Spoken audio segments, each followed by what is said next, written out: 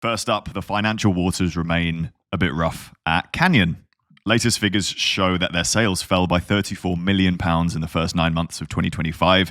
That's 7% lower than last year, which means fewer people are spending money at Canyon this year than they did last year.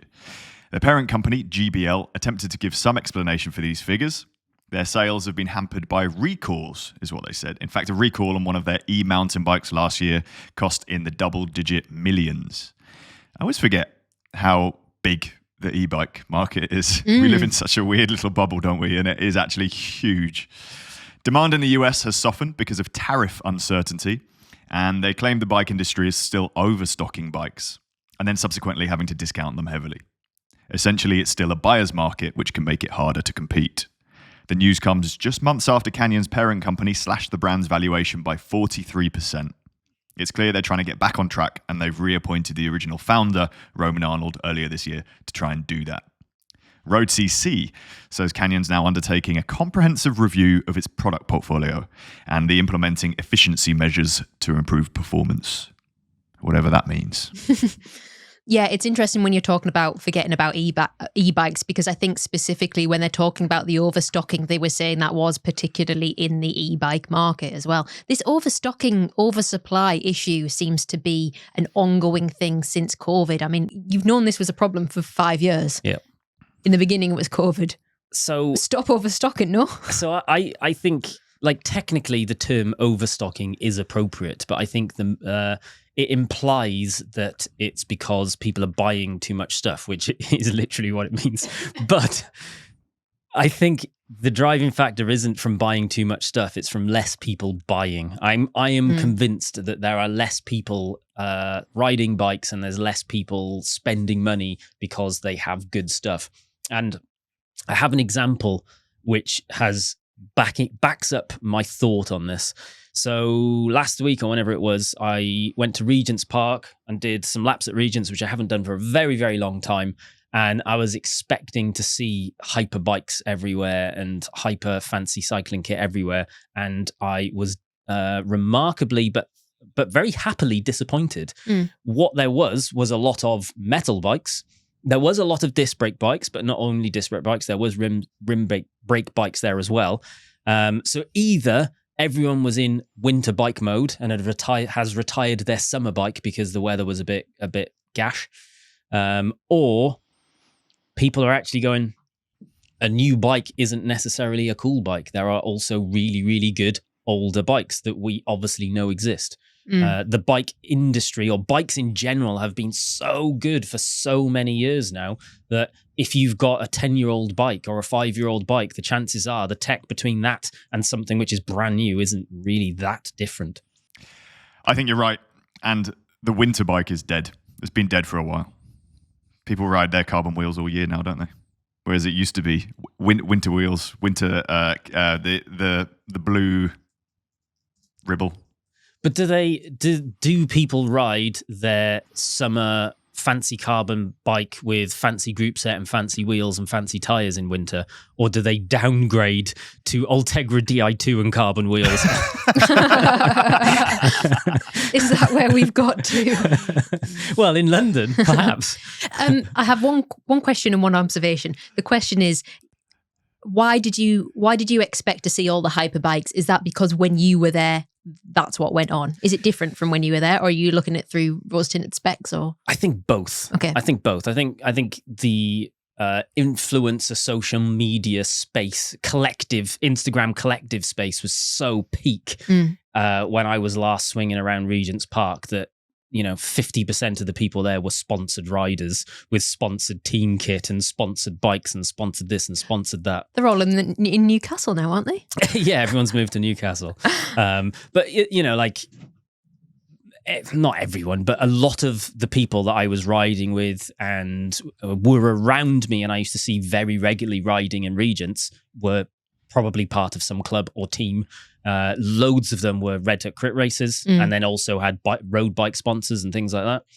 The observation was perhaps another reason for it is that people are scared of theft, because there was spate of theft in places like Regent's Park, literally the moped gangs coming up and nicking people's bikes. Do you think that it's just these things are incredibly impractical? Like, £10,000 bikes that you're rocking around on. We were talking earlier, we were having a conversation with Benny about bike insurance and whether it's a good idea or not. And I mean, personally, me and Jimmy have always had it, and it's because you end up building up a sort of a collection. We go, okay, yeah, we'll insure them, but we're insuring bikes that are like $3,000 that I bought 6 years ago. Can you imagine having a brand new £10,000, £15,000 bike and insurance? I guess if you're in that price bracket, maybe it's pocket change to you. It's the same as a high value car or something like that, isn't it? But I wonder if there has been a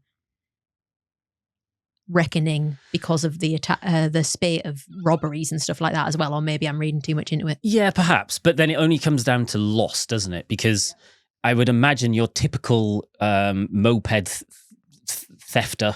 thief doesn't know the difference between a £2,000 bike and a £10,000 bike. So you're potentially still getting your bike pinched, but maybe it feels like less of a burden or less of an issue to replace it, whether you're doing it yourself or even via insurance. So, I imagine it's easier to get an insurance payout on a £2,000 bike than it is on a £12,000 bike. Maybe not. I don't know. Going back to the idea of just like bikes and kit have been so good for so long now that people just don't necessarily need the latest stuff. I can definitely buy into that. My bikes are 5 or 6 years old and they're mint. Apart from the fact that they don't quite fit, they're so good. I can't imagine why I would ever need anything else. I do honestly hate to admit it, but both of your bikes are fantastic and fit me perfectly. And whenever there's that question of you getting rid of bike, getting a new bike that actually fits you, every single time I just in my head I go, oh, I could just have that, and I go, no, I don't want that. That's not what it isn't the bike I want. So it would be silly to take that as mine, but they are very good bikes, to be fair. Yeah, I'm on a bike which is 5, 6 years. Maybe the frame's even older, and it's rim brake still, which shocks people. But it's not any. It's not like if I was racing, I get it. You probably want an aero bike, even if it's for the psychological gains and maybe disc brakes as well, because everyone else is on disc brakes. But for the riding that I do, I'm not going to be any faster on a 10 grand bike than this. Didn't you send that bike in to be roasted by another YouTuber? Oh yeah, I did. Yeah. Grant, GC Performance, gave it 2 out of 10. It's savage. Yeah. He was like, why wouldn't you ride you in the position you are? You could get a Colnago Y1 RS for free. Like, I don't want that. Out of all of the top end bikes, definitely. But that bike is. I can absolutely appreciate sick. other people's Y1 RS. No, what, my one or the Y1 RS? No, not the Y1 RS. Your bike is absolutely class. Both of them are. I think I can appreciate someone else's Y1 RS. I just wouldn't ride it personally. If I was going to get one of the top end bikes, it would be steep seat tube angle one. So either the Ridley or the Factor, just because they handle better in setup to my position. But for what I do, it is sick, isn't it? Like it's old Scott Addict, which is technically, I think it's before the Addict became an endurance bike. So it's like a weird frame that you can't buy that I got from Scott. So it's just like a old carbon race bike, rim brake, with some good deep head wheels. It's so stable in the wind. I can fix it all myself. It fits me really well because it's not 20 times longer than like all the new bikes. I just think it's great. The only issue with that bike is the colorway on it is a bit all over the place. If you got that bike resprayed, it would probably end up being like a 9.5 out of 10. That's bold, but maybe true. I think Francis and me are probably the same. I would love to have a go on a Y1 RS, but there is nothing at all that makes me look at it and go, I want to own it. And it's totally fine if you do own it. You know, that's like, if that's your thing, that's absolutely cool. I think there's a world of performance and wanting to get the Strava KOM and wanting to do a faster group ride through and off and beat your times and that kind of thing. I'm just not in that world anymore. And like, I did it in the form of racing years ago. It's done. And if I came back to it, I would come back to it hard and start racing again. But the middle bit, which a lot of people engage in and love, and all power to them, get the Strava, beat your times, get you know PRs and that kind of thing, and train as long as you find it fulfilling and great. I've just moved into that zone of I ride a bike for fun now, and this one ticks every single box. Yeah. So what do I need the fancy? Which is like the fancy ones are impractical. Like, what if I want to fiddle with my handlebars and change the angle and just like experiment with a new stem length, which I tinker with bikes all the time. I want to be able to do that, and I can with that one. Which if I had a Colnago, it'd be like, okay, right, it's a brake bleed and faffing around with the internal cable routing and all that stuff. And £2,500 for a new handlebar and stem thing. Maybe not that much, but yeah. I think if I did get back into racing, which I'm obviously not going to do, I just love the idea of being the guy on a steel bike with alloy rims that's just like smoking people. I'd love to get so fit that I could go and turn up at some races and just smoke everyone in just like baggy kit and a non-aero helmet and a steel bike. I don't know if that's possible anymore, Jimmy. I think this is why I don't want to come back to race. It's all, like I was pre-aero sock. And now I look at it and it just depresses me. I'm like, oh wow, that's a lot of things to think about that we didn't have to think about before. We just had like, 3-hour road race, a gel. Make sure you have some water, and then go. Would have gone so much faster otherwise. But if I did come back, I would be that. I've said this before on a podcast. I'd be the annoying guy with loads of aero and really long socks that probably against the rules and super narrow handlebars within whatever rules. You would honestly be insufferable if you got back into racing. Yes. Well, I can't do it. Good. I have been thinking about buying a new bike, and if I did, it wouldn't be a top-end carbon racing bike because I already have a thing that does that, ticks that box. Mm-hmm. It would be modern technology. I would definitely want a bike with discs, and like riding in the mountains is definitely less to think about and more fun if you got disc brakes. But it would be steel. I want a steel bike. It's going to last 1 million years. I've started thinking that I want a steel bike as well. You guys are Finally, really good I've converted influences. everyone.